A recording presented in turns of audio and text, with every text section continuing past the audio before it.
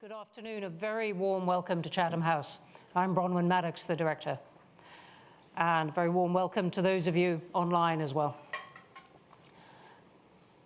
Very, very glad to welcome you to Chatham House.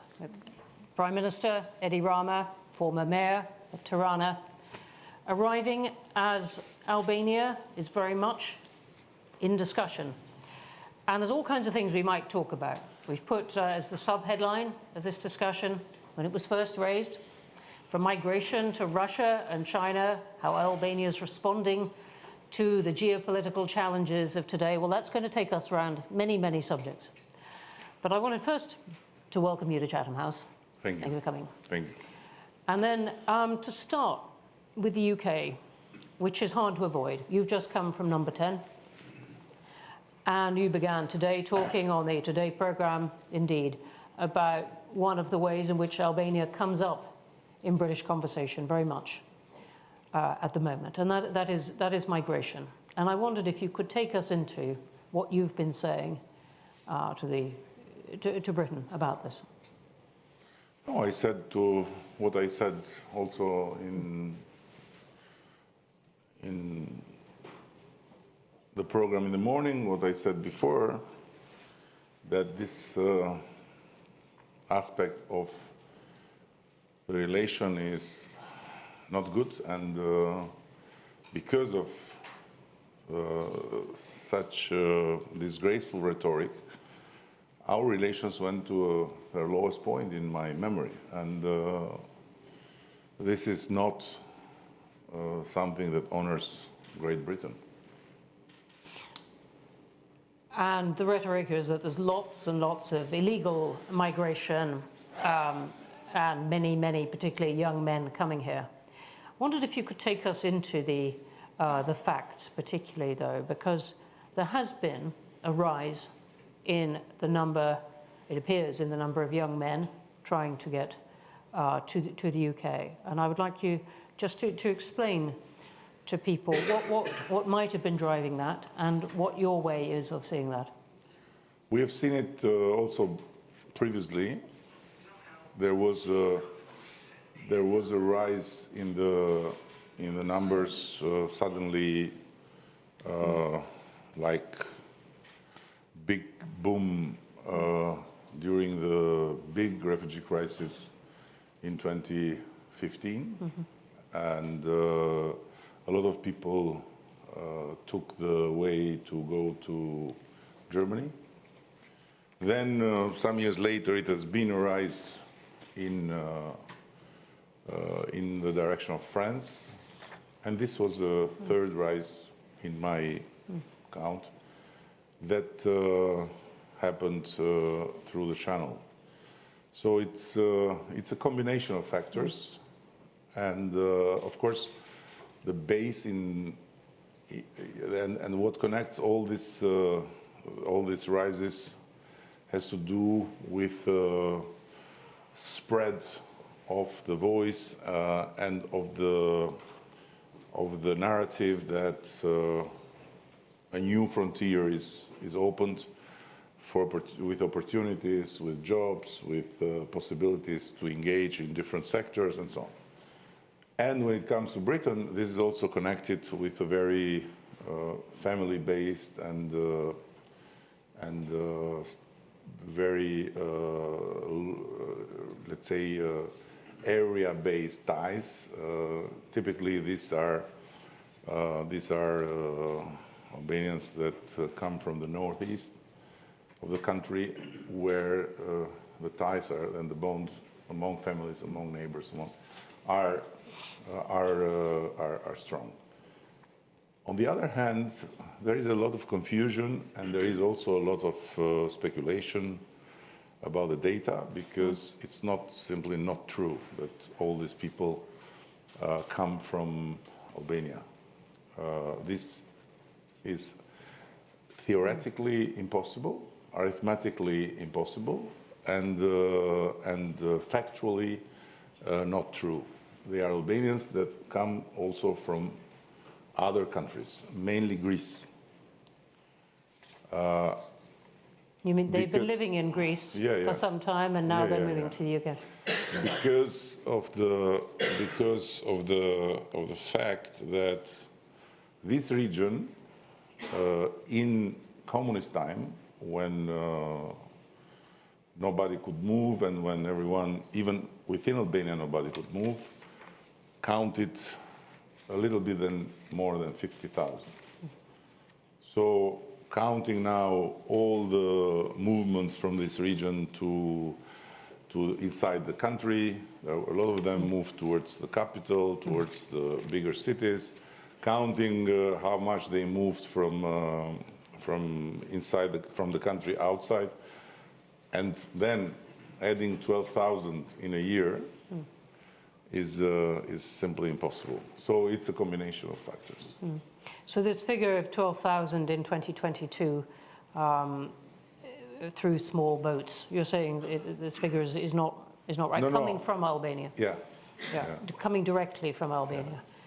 And this amazing figure hang over it all from Eurostat, that this was 1% of Albania's working age men heading this way.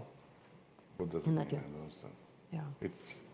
These are speculations of all sorts. The thing is that there is a clear understanding that Britain is in trouble, and in Britain there are a lot of opportunities, there are a lot of demands for workforce, and there are new avenues for hopes and dreams of these people. And this is simple and clear, and all this then is, And one of the points we were discussing before was construction. Also, you have to understand that these rises were at that time connected with the same, let's say, fundamental push, which is the opportunity to have access in the political asylum system. When Germany changed this basis by declaring Albania safe origin country, meaning to get political asylum, it's not something that it's normal, it's completely something out of the norm, then the move went towards France. And now, with the safe origin change in Britain, this is changing just in its basis. One of the interesting things we were discussing just before this conversation was people some people coming from Albania here because of construction, and there aren't construction workers as many since Brexit, but also that the government here has changed the rules to allow legal migration for things like construction. And it seems to me, is it part of the argument you have been making to Parliament and the Prime Minister? It is not for me. Legal it is not migration. for me to make. But I simply don't understand at all this policy of closed borders, of fighting against people that come and so on, because it's something that it's going against the economic basic needs, and I don't see how Brits and British youngsters will do the jobs that are done by others, Albanians included. But this is not for me to No, but I'm wondering whether you're expecting now more legal migration because routes are opening for that. This is something that is up to the British government. What I see and what we live with in Albania and in the region is that it's a very, very, very ruthless competition among even very developed countries, Germany first and foremost, to suck our human capital, because everywhere the need for more workforce is more and more alarming, while the demographics go down and while the industries need workforce. And so we are facing something that is going to be more and more dramatic in terms of human capital. This is very clear. I was going to ask you about that, about the impact at home, because Albania has been going through remarkable economic growth transformation, Remarkable, but not as remarkable as to make Tirana, London, or to make cookers from there coming. I don't know, Berlin. So this will never be the case for, I don't know.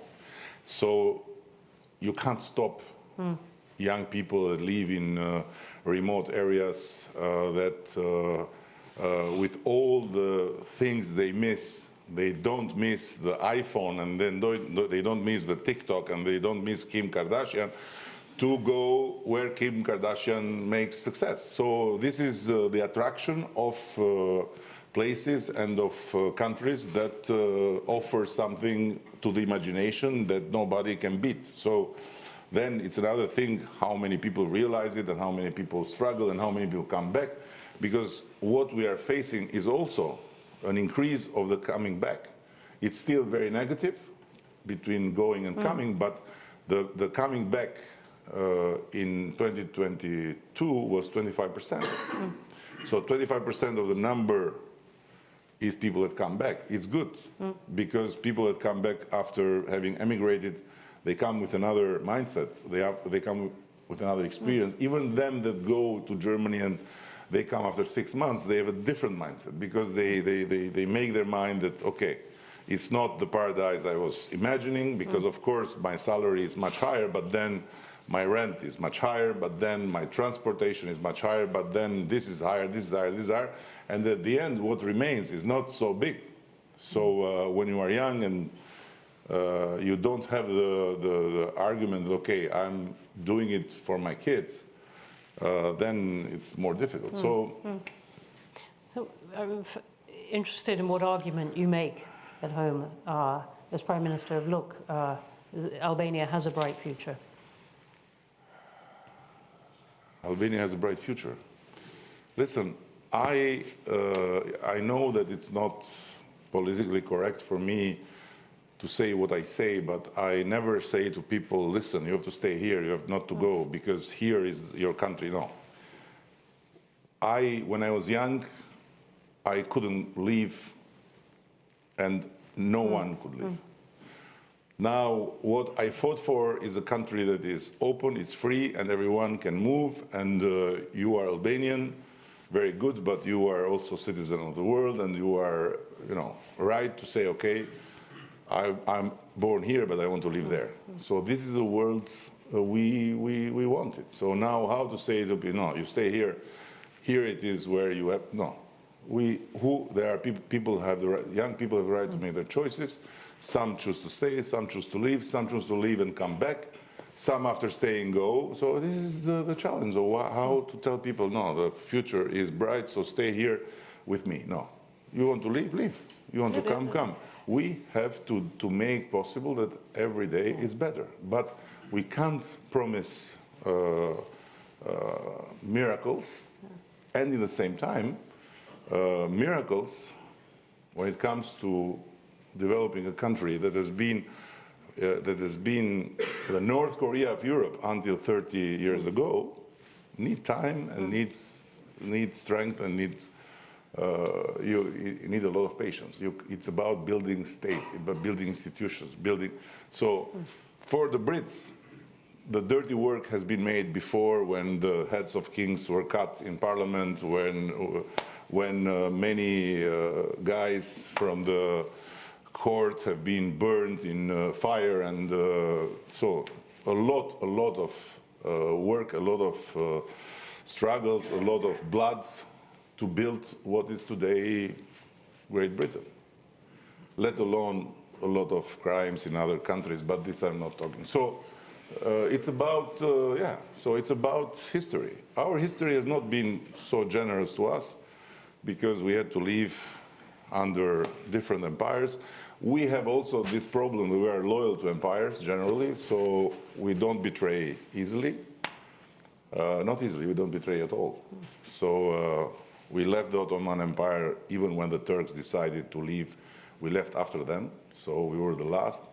Then we joined the Soviet Empire, and Then, because the Soviets betrayed Stalin, we wanted to stay with Stalin till the end because we were very loyal to Stalin. Then we left the Chinese because we wanted to stay with Mao. So we got all the crazy things on our shoulders because of our loyalty to empires. And now we'll be the last to leave the European Anglo-American empire. Even when this will evaporate, we'll be there saying, Great Britain, so. Yeah. Well, I was going to ask you about that, and indeed your hopes of joining the European Union. I'm not going to. Yeah. I'm not going to describe the European Union as an empire. And if Russians will occupy Britain, you come to us, we'll protect you from Putin and from Suella Braverman, both. You heard it here first. This is sure. You'll see. We'll protect you. Yeah. Many-sided defence. I do want to ask you, though, about your hopes of joining the European Union and where you think those are. Huh? Joining the European, when I think we can join the European Union. You are asking me to look the crystal ball. No, just the future. I mean, not to predict the future. That it's impossible because even the European Union doesn't know about it. Nobody knows, and we don't know. But listen, the simple part of it and the toughest for us is we have to do our homework. This is the simple. It's a Chatham House with all the people filming here because I have to understand. Chatham House is filming here, so this is live, yes. So it's Chatham House, but it's open to the public. It's okay, open, good. Yeah. So what I'm saying is now public. Yes. You had to tell me before. So, I did tell you before. We explained the Chatham House rule does not apply to these events. It's a strange Chatham House. What's happening with Britain, Sir Stuart, you know? You are changing everything for not for the good, I say. Actually, this is absolutely constant about Chatham House, that these events are public and welcoming people. Why it's called Chatham House then? Why it's called Chatham House is because the building is called Chatham House. It's the name of the building. It's like my hotel, Scotland Yard, but was not Scotland Yard. Was hospitality.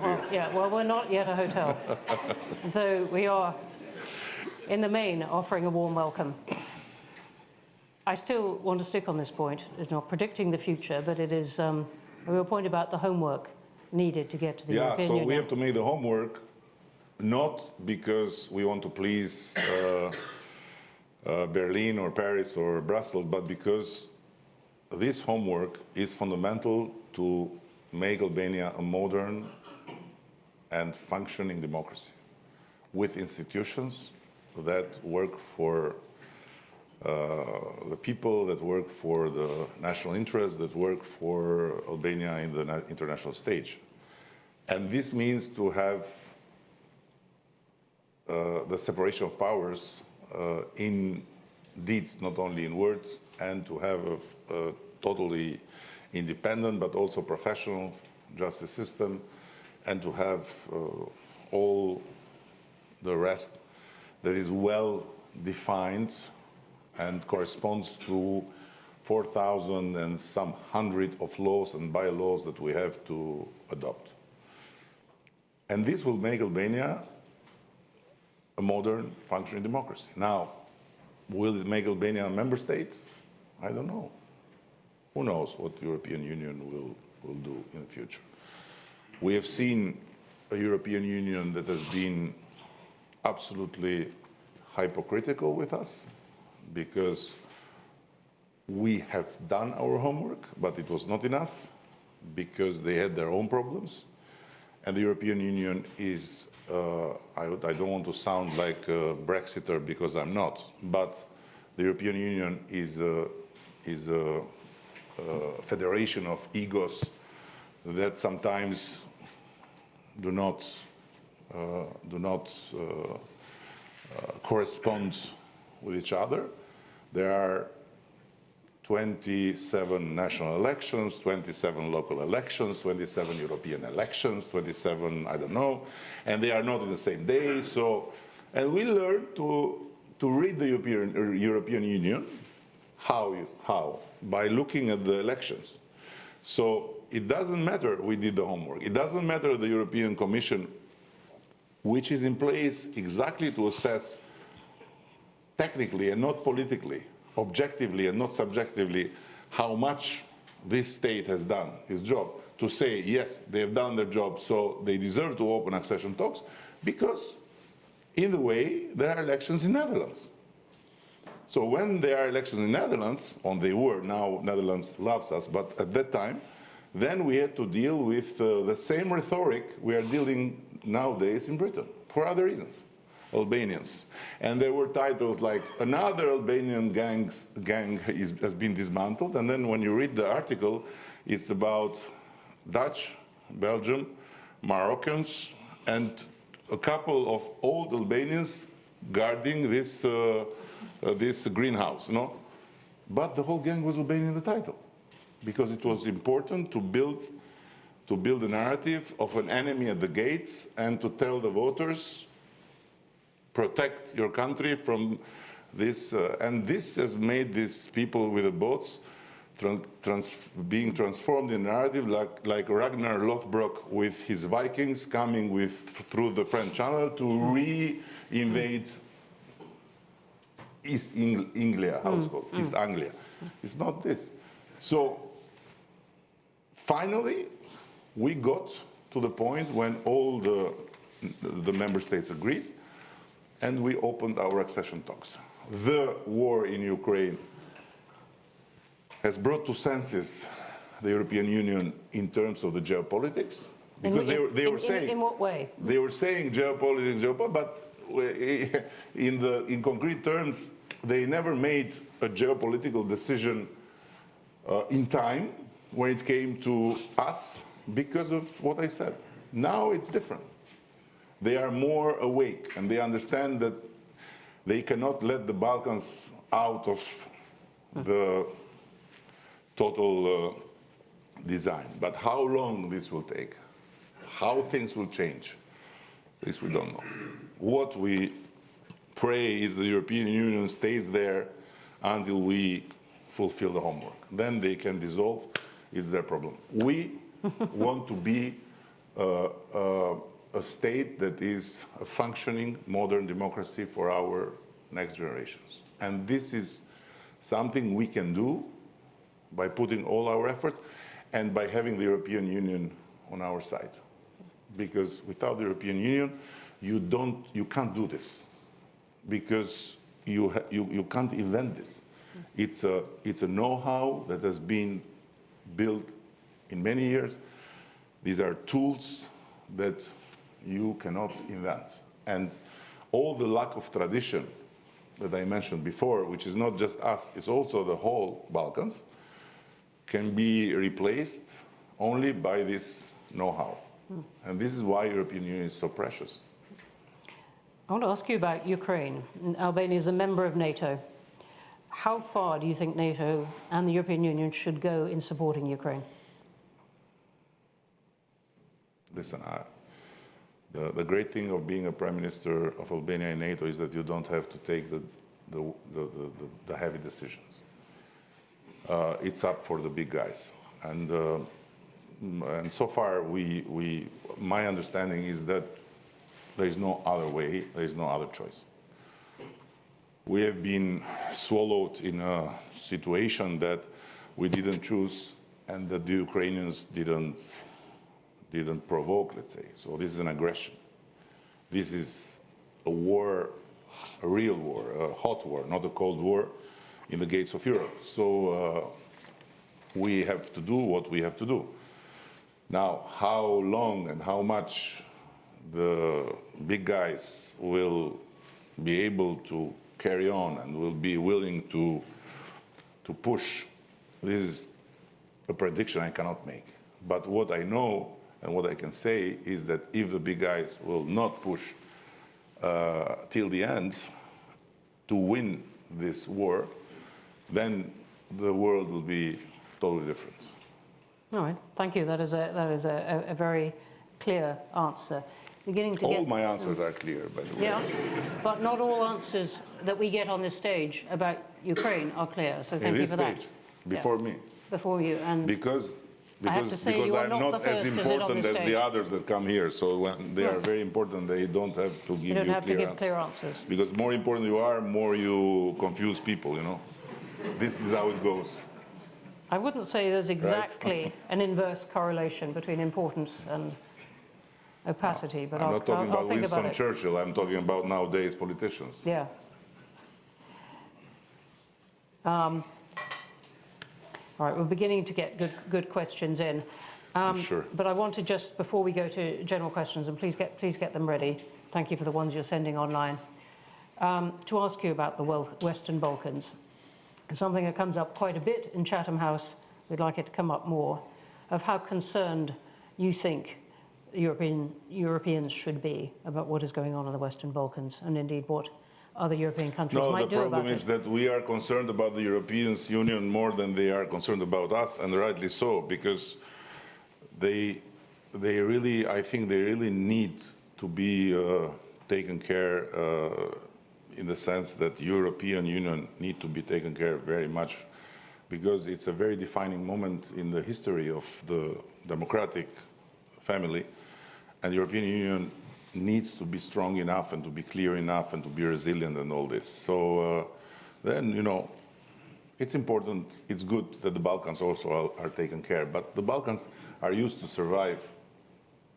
Okay, so we are not spoiled to the point that we can lose it. We survive.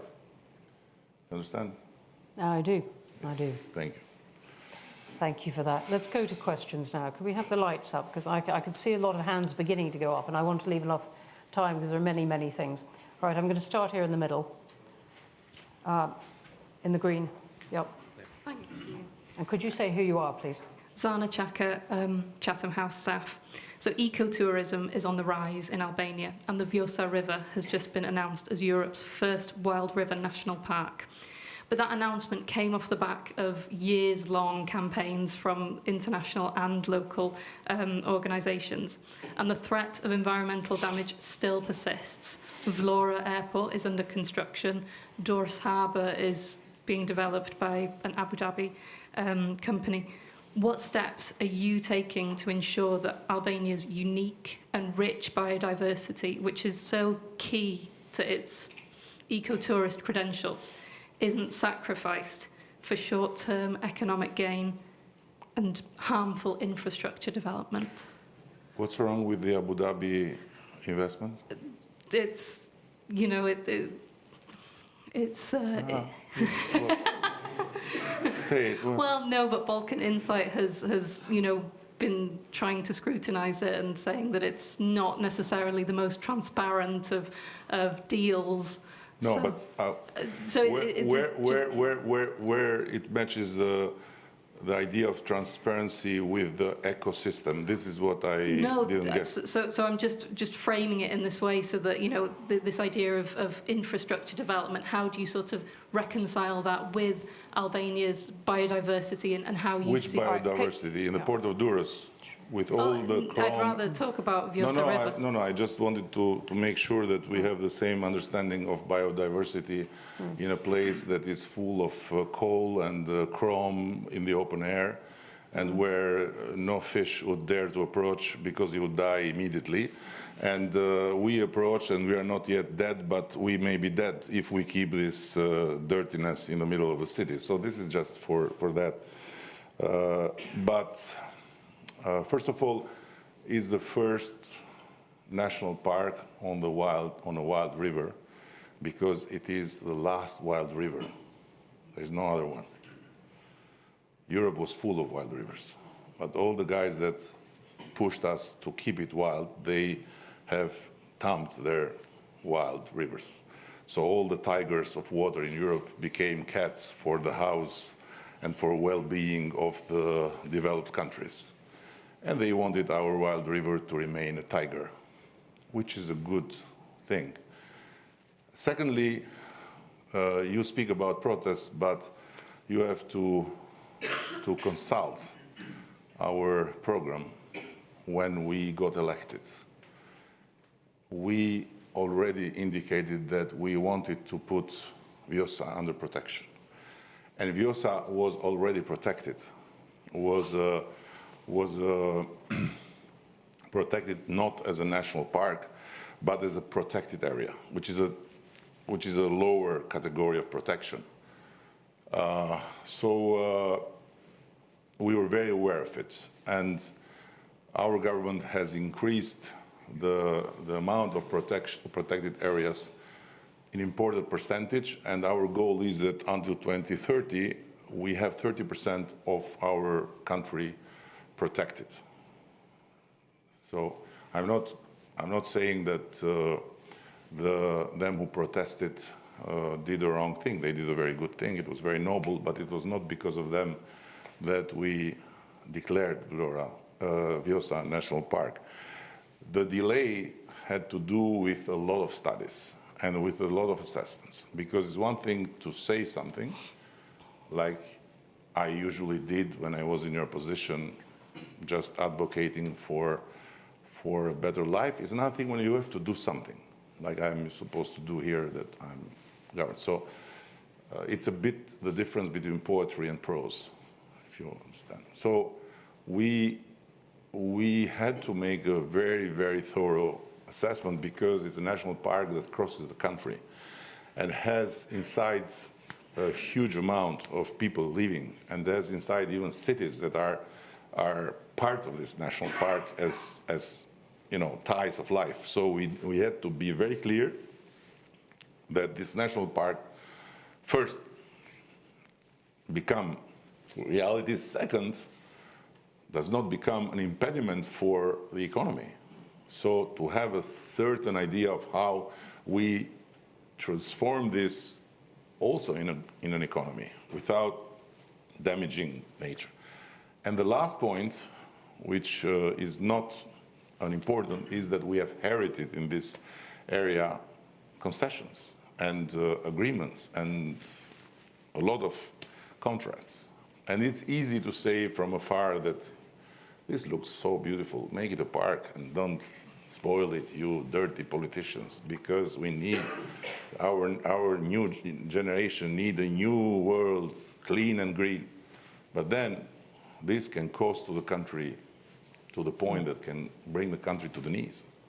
So we had to do all these things, and yes, we have finally decided, and now Vjosa is the last wild river of Europe and the first national park in a wild river. So it's a big achievement, and now the challenge is to give to it sustainability and to make it irreversible.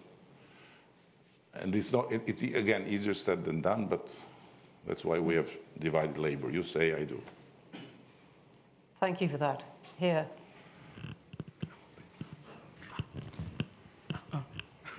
No, don't stand. It's okay. Yeah, it's okay. Prime Minister, first of all, thank you for taking time out of your busy schedule. I'm sure you'd rather be resting in your hotel, the Scotland Yard. You don't Please, know me. would you like to say your name, please? Me resting in this time of the day. Yeah. My name is Emanuel Vida. I was born and raised in Albania. I then moved here, studied. I now work in banking and finance, and I'm proud to say I'm an Albanian British. During my time here, I've seen how the perception of Albanians has actually changed, first-hand experience. Sadly, sometimes for the worst. I think it doesn't help that we've had movies made about, Taken and Gangs of London, and from the moment they made the first James Bond villain Albanian, I think people joked about it. But I think we clearly have a perception problem. So when I look around the room, Excuse me, do you have a question? Yeah, I see a lot of professional Albanians around the room, and I think we as a community have the power to help with this perception. In your view as Prime Minister, what can we be doing as a community to help with the perception of Albanians in the UK? Listen, do you think Suella Braverman didn't know that she was saying something wrong? Because politicians say things that then they regret. It has happened to me, it happens to everyone, especially if you are passionate about what you do and if you are involved in a fight. Sometimes, words escape. But then there is the day after, there is a week after, and then you find a way to say, okay, I'm sorry. She never said she's sorry, because she's not sorry. So you can do nothing. The question is about changing the perception Yes, of Albanians in the yes. UK. You're saying... You can do nothing in that direction. Braverman to apologise. You can do nothing in that direction, but what you should do is to continue to do what you are doing. Because the truth of the Albanian community, because the talents in the Albanian community, because the contribution of the Albanian community will outlive Suela Braverman and many Suelas in the way. So just keep going, just do whatever you do, be proud of being from where you are, be proud of belonging to this society, honor the British flag, honor the Albanian flag, and you are doing the best you can. Then politicians that use their visibility and use their power given by others to represent them to make votes or to look for votes by doing these kind of things will always exist, as far as democracy will exist. And as the great Winston said, is a very bad system, but it's the best we have. So just keep going and fight back whenever you can, but don't really obsess yourself with that. You know, just feel sorry for these kind of politicians and feel sorry for Britain, and you are good. Thank you. Thank you for that. Right, over here, please. Thank you. Thank you, Mr. Prime Minister. Michael Selman from Calatrava Grace. Very nice to see you. Could you talk a bit about the what I think is a very important open Balkans progress, its plans, an important initiative in the region? It's part of a whole process of initiatives and of steps, and it's part of a whole transformation that the Balkans are living. And nowadays, we must absolutely never forget that we are in the best place we have ever been. So with all the problems, with all the Albanians are in the best place they ever been. In Albania, in Kosovo, in Montenegro, in North Macedonia, they've never been better. The relations in the Balkans have never been better. Never, ever. We have an elephant in the room in every meeting we have with Serbs, which is the big disagreement on Kosovo, but still, you know, there are barricades, there are some, angry people, there are some, inflammatory statements, but at the end, they go back to the table and they progress. So everything is going in the right direction. The only problem that we have to not underestimate is the Russian influence on the Serbian world and on the, let's say, Slavic Orthodox part. And for this, we need to keep Serbia on our side, and we need to strengthen the relation with Serbia, and we need to make sure that the unity in the Balkans against the aggression in Ukraine does not break. Because this can bring us back very fast in tragic times. This is my understanding of that. Thank you. And I'm coming over here, but I just want to weave in a question online from Ian Kingston, who's a Chatham House member. So because we're on the topic of Serbia and Kosovo, is there any initiative that you would welcome from the EU or US different from what they're doing already? No, I think this is the best. Yeah. The paper, the document on the table is the best both sides can get in terms of their capacity to agree. Apparently, both sides are still very near to the war, and the smell of blood is still strong to the point that they cannot make the last, let's say, step. But this is the right way and is a de facto recognition of the right of Kosovo to live in its own, to be in its own, and to decide in its own, and is a de facto recognition of Serbia as the neighbor with whom Kosovo has to deal with and to have normal relations. So it's fantastic. And the only point is, will it be implemented? Because Balkan is a place full of tricks. But let's see, I don't know. Thank you for that. Right here on the aisle. I'll come around, there's a whole group here, but on the aisle first. Thank you. Gergana Christopher from the Metro newspaper. Bringing your attention back to the relationship between the Albanian and the British government, how do you see this relationship progress in the future, in the near future, if politicians like Suella Braverman don't apologize and don't take accountability for such inflammatory language, like describing Albanians coming over here as an invasion? Listen, again, I want to repeat that we are sorry. We're very sorry. That's it. We are not going to connect the strategic partnership that we have with a country like Britain, and we are not gonna put all this huge, big interest to develop this relation in the tiny box of the world of Suella Braverman and some other people. This is much bigger than that, and I might tell you that we are having a very good communication and collaboration. And this is not to say niceties, because I don't think life is interesting if you live to say niceties that you don't think are true.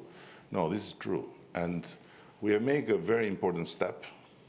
And I'm telling you, for the first time, I'm seeing not just words, but also deeds from a British Prime Minister. And I've seen a lot of British Prime Ministers, by the way. So in this case, there is something very important that is happening, which we asked since a long time. I remember since Theresa May was Home Affairs, right? Secretary. Mm-hmm. She was Home Affairs, right? Yes. Yes. So we always said, we need to build a joint operation force to crack down the criminal networks. They always said it's great, but never happened. This is happening. So after my conversation with the Prime Minister in the phone, this is happening. And I'm sure that if it will be done as is planned, very soon the results will be stunning in terms of what is the problem. My problem is not that Albanians are coming to Britain. My problem is when Albanians are being used in their dreams and hopes to reach Britain by criminals. I don't have the problem of the British borders being closed. This is, to me, this is wrong, but it's not up to me to decide. The problem is to not let young Albanians being exploited by criminals. Point number one. Point number two, to not let this fantastic community, and it's a fantastic community, the Albanian British community here. It's fantastic. From the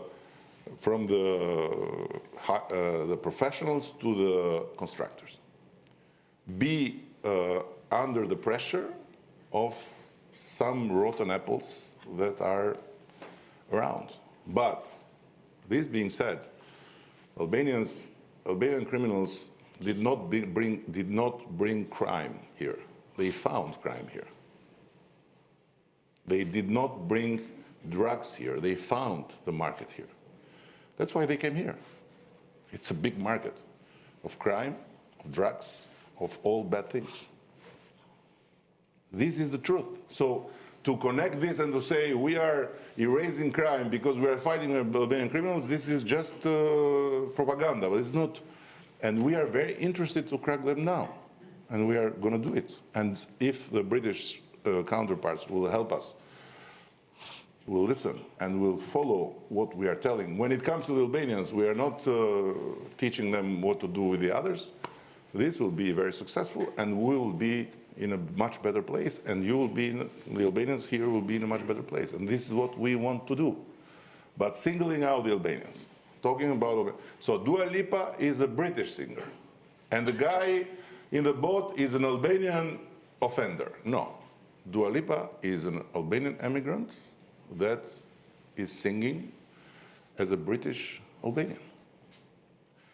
Same for the guy, it's the same. So it cannot be like that. Everything good we bring here is British. Everything bad, it's Albanian. No. No. It's not like that. It's not like that. Thank you. More and more hands going up. Okay, in the middle are the two people there. Hi, I'm Camilla Bell from Bern. I'm sorry, I didn't hear your name. Sorry, Camilla Bell from Bern, Balkan Investigative Reporting Network. It's interesting you were concerned about this event being aired in public. Several outlets in Albania have told my news organization that press freedoms are declining in Albania. Journalists are banned from asking tough questions at press conferences, and big TV outlets have been fined heavily. And when Bern asked for detailed reasons, the government response that the question was too technical. Isn't press freedom essential for a functioning democracy? Could you comment on that, please? Now, so there is a stereotype. If you are a journalist, you can say all bullshit you want. It's freedom. If you're a politician, you can say everything you want. You are suspicious. Now, I don't accept from anyone moral superiority when it comes to any subject. I don't see any moral superiority acceptable.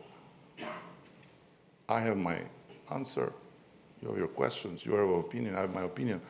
But to say that freedom of media is to say everything it comes to your mind, and every allegation that you, and then to say this is just bullshit, is lack of understanding of the freedom. I don't buy it. I don't buy it.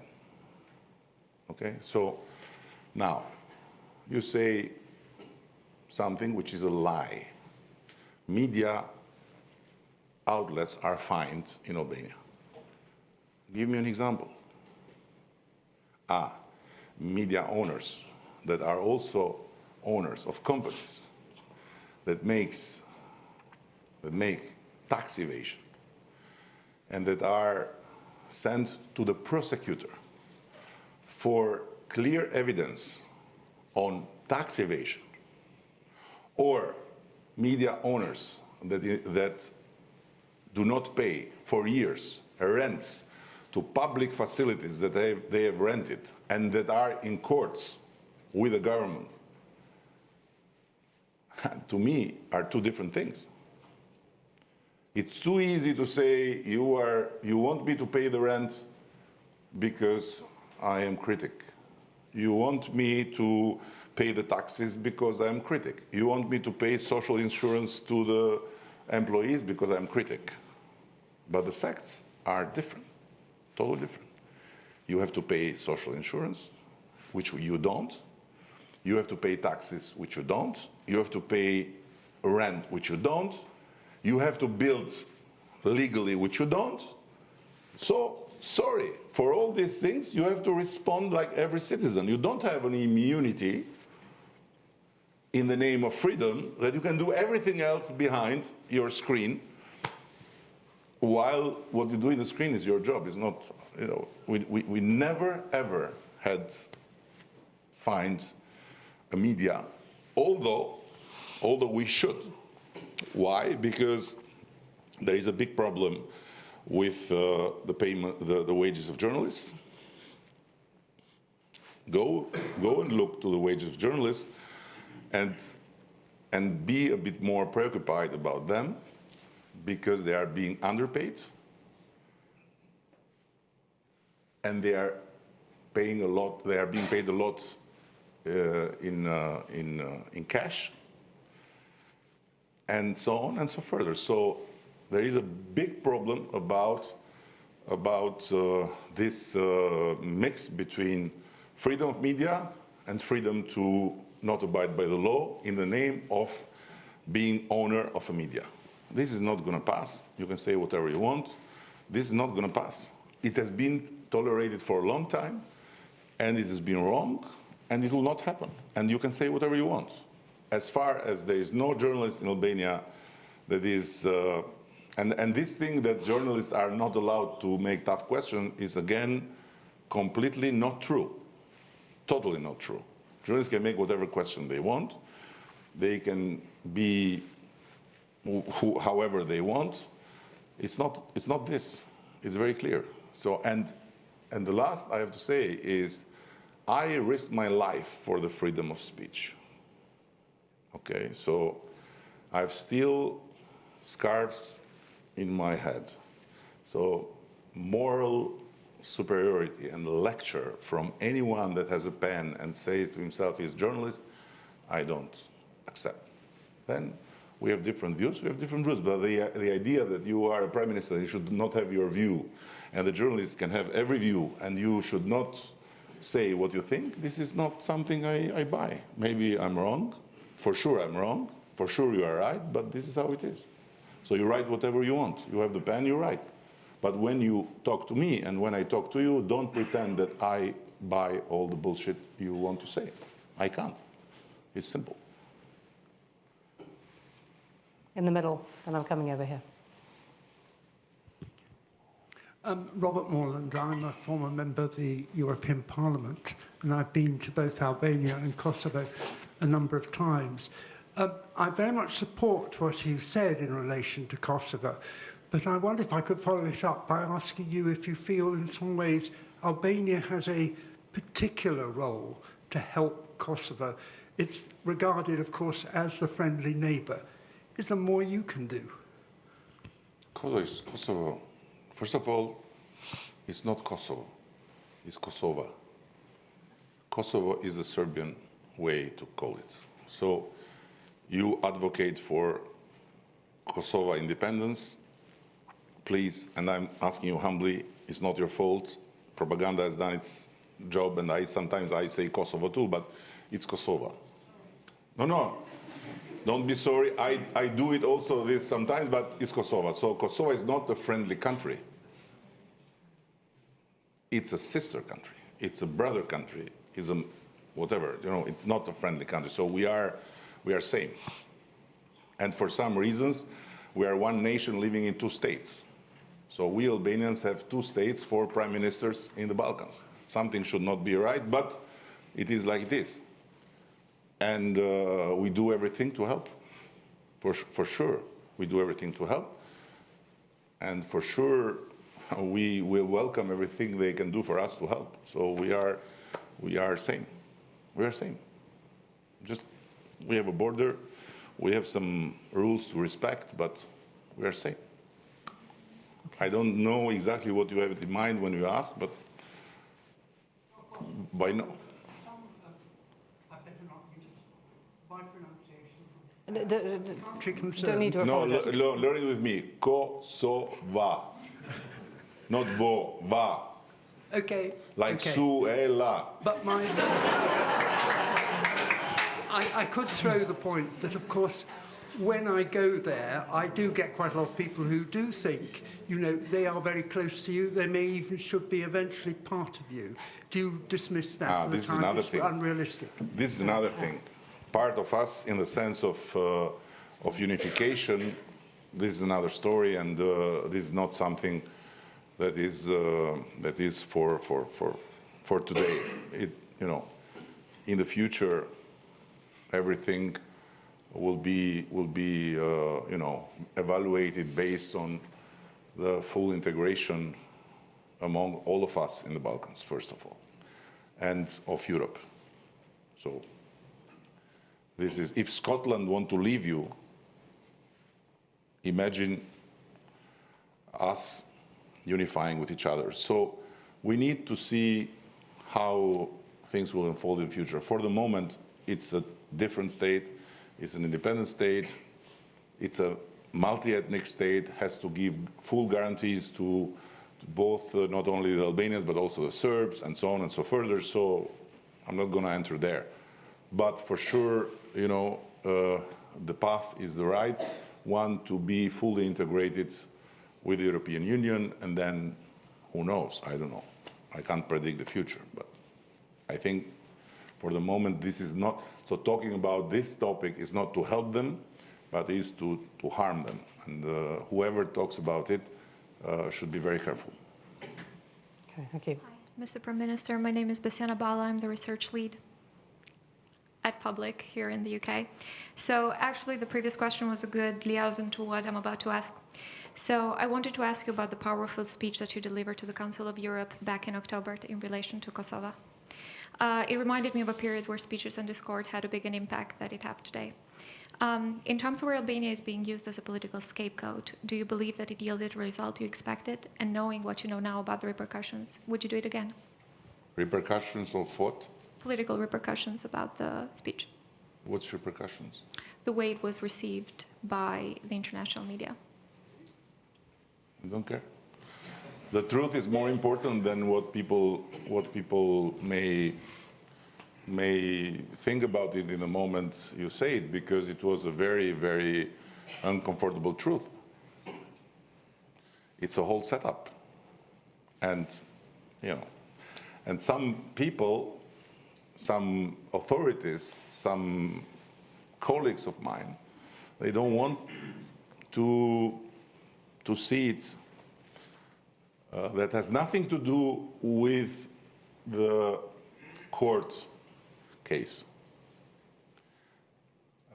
Has to do with a part of it, which is the original sin that brought to it, by the way, but this is true.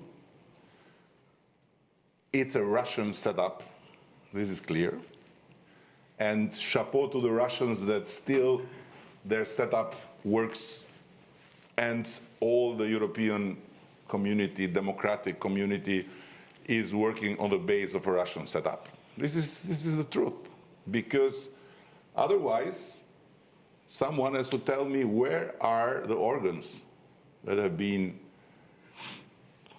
taken out of the bodies and have been trafficked in the West. Where? There is no evidence of any kind of such an activity.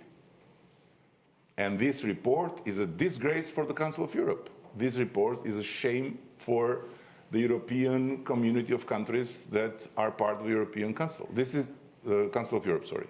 This is the truth. What repercussions? This is the truth. And I'm sure that the truth will come out. Will come out sooner, and I hope Zelensky will not end in jail one day. Because with that logic, and with, Slobodan Milosevic was declared war criminal, okay? There was an arrest warrant, if I'm not wrong. And Hashim Thaçi was baptized George Washington of Kosovo, okay? So he was the Zelensky of Kosovo at that time. He's in jail.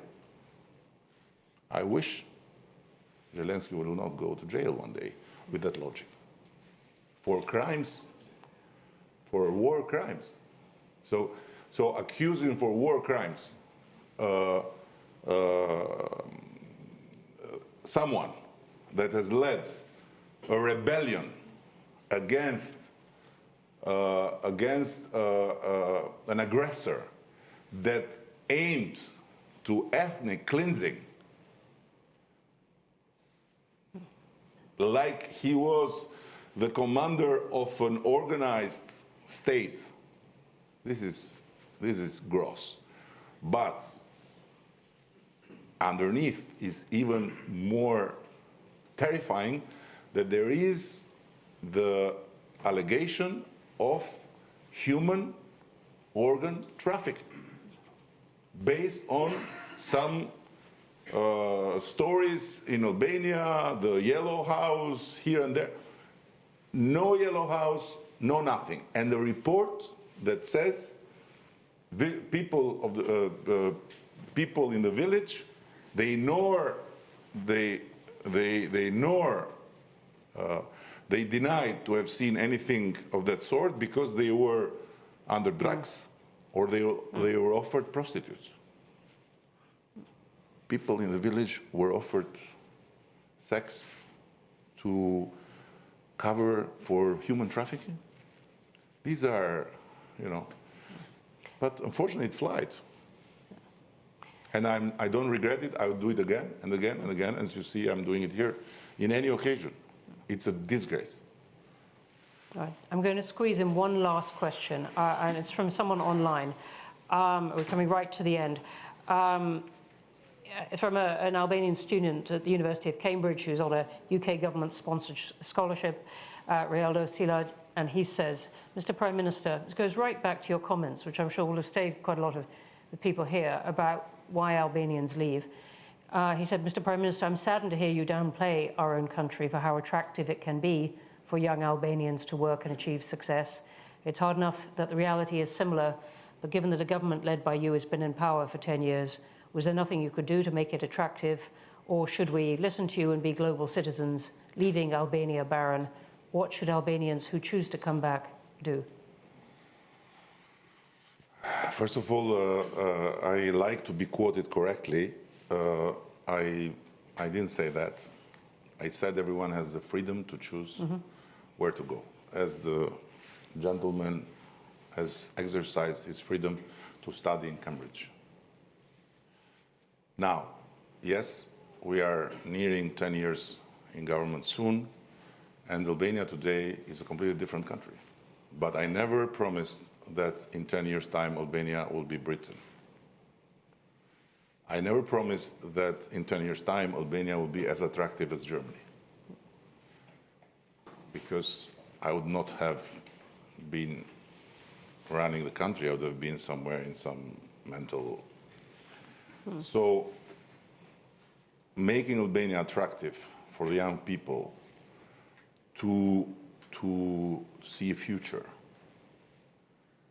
is already happening, but at the same time, making Albania attractive to the point that the young people say, no, no, no, it's better here than ever, it will take time. Now, I'm not going to bother you or him or whomever with facts, but I'm telling him only this. In his age, he's right to say this, and he should say more, and he should even come and fight to overthrow me, the government, to take over, to do it better. So this is what he's in the age to do. When he comes to my age, he'll remember this, hopefully, and he'll say he was right. This is what I did when I was his age. But at least I helped to overthrow a regime. So now it's a completely different place. Of course there are problems, of course there are. We are not coming from, as I said, from a history that was generous to us. We have started to build a democratic state only 30 years ago, and without the tradition for Poles, for Czechs, for Hungarians, for Croatians even. Communism interfered in a brutal way with already a path of having state, having some institutions, having some religious networks, having some academia. For Albania, it was completely different. So, yeah, he's right, I'm right, we are both right. So the future will be better because kids like him will come, will take over, will do better, and so on, will develop. But to say, because, okay, if this is the fault of the Albanian government, of Albania, why Serbia? Why Croatia? Croatia, which is a completely different, is not preventing the young people leaving. Why so many Croatians are coming to Ireland? Why Croatia is not already London? Why Greece is not Britain? So it's a process, and we have to run, and we have to improve, and we have to be patient, and we have to be resilient, and we have to realize that change is happening. Of course, needing more is what young people should do. Of course, fighting for more is what young people should do. Of course, saying that they want a different way of doing things is what young people should do. But as far as I'm concerned, I think we are doing what has to be done. And so far, we haven't seen anyone doing it better. Someone may come, and then things will change. But they are changing already without change. On that note, we're going to have to stop. It's been fascinating, Mr. Prime Minister. Thank you very much for answering so many questions so directly, including that last one about, which I invited you to answer earlier, about what young Albanians returning to Albania should do. So thank you everyone for your questions, this incredibly wide conversation we've had. Thank you very much indeed for your time. Thank you. And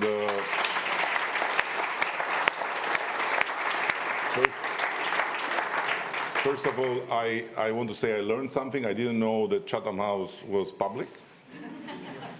I learned today. It's good. And secondly, despite how much the questions were, well, the answers were fulfilling the curiosity or the reason to lose time here with me, I wish I was not boring. This is the only thing at the end that You were not boring. I think we can assure you that.